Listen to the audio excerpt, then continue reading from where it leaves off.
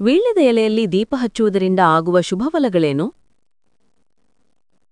ವೀಳ್ಯದ ಎಲೆ ಮೇಲೆ ದೀಪ ಹಚ್ಚುವುದರಿಂದ ಆಗುವ ಶುಭಫಲಗಳನ್ನು ತಿಳಿದುಕೊಂಡರೆ ನೀವು ಆಶ್ಚರ್ಯಚಕಿತರಾಗುವಿರಿ ಎಂದು ಆಧ್ಯಾತ್ಮಿಕ ವಿದ್ವಾಂಸರು ಹೇಳುತ್ತಾರೆ.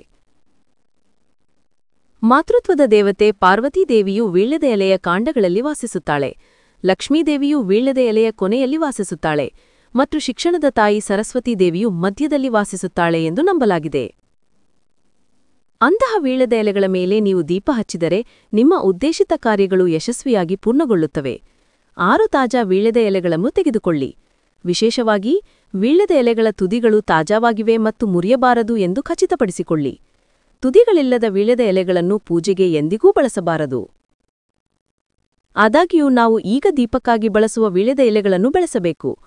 ಪೂಜಾ ಕೋಣೆಯ ಮುಂದೆ ನವಿಲುಗರಿಯಂತೆ ಕತ್ತರಿಸಿದ ಎಲೆಗಳನ್ನು ಪೂಜಾ ಕೋಣೆಯ ಮುಂದೆ ಮೇಜಿನ ಮೇಲೆ ತಯಾರಿಸಿ. ಅದರ ಮೇಲೆ ಮಣ್ಣಿನ ಪಾತ್ರೆಯಿಂದ ಕತ್ತರಿಸಿದ ವೀಳ್ಯದ ಎಲೆಗಳನ್ನು ಇರಿಸಿ ಮತ್ತು ಎಳ್ಳೆಣ್ಣೆಯಿಂದ ದೀಪವನ್ನು ಬೆಳಗಿಸಿ.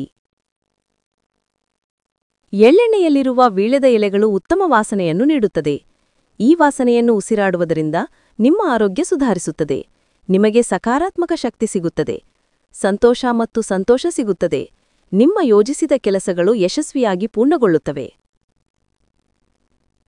ಇದಕ್ಕೆ ಕಾರಣ ವೀಳ್ಯದ ಎಲೆಯಲ್ಲಿ 3 ತಾಯಂದಿರು ಕಂಡುಬರುತ್ತಾರೆ ಎಂದು ಆಧ್ಯಾತ್ಮಿಕ ವಿದ್ವಾಂಸರು ಹೇಳುತ್ತಾರೆ. ನಿಮಗೆ ವಿಡಿಯೋ ಇಷ್ಟವಾದಲ್ಲಿ ಲೈಕ್ ಮಾಡಿ, ಹಂಚಿಕೊಳ್ಳಿ, ಸಬ್ಸ್ಕ್ರೈಬ್ ಮಾಡಿ. ವೀಕ್ಷಿಸಿದ್ದಕ್ಕಾಗಿ ಧನ್ಯವಾದಗಳು.